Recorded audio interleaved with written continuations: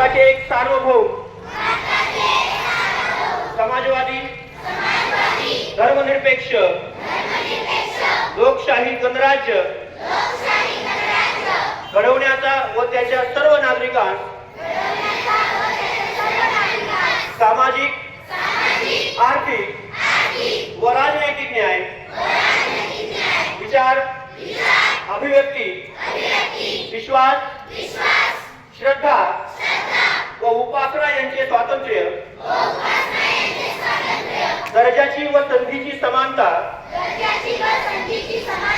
निश्चितपणे प्राप्त करून देण्याचा आणि त्या सर्वांमध्ये व्यक्तीची प्रतिष्ठा व राष्ट्राची एकता आणि एकात्मता यांचे आश्वासन देणारी बंधुता प्रवर्धित करण्याचा संकल्पपूर्वक निर्धार करून आमच्या संविधान सभेत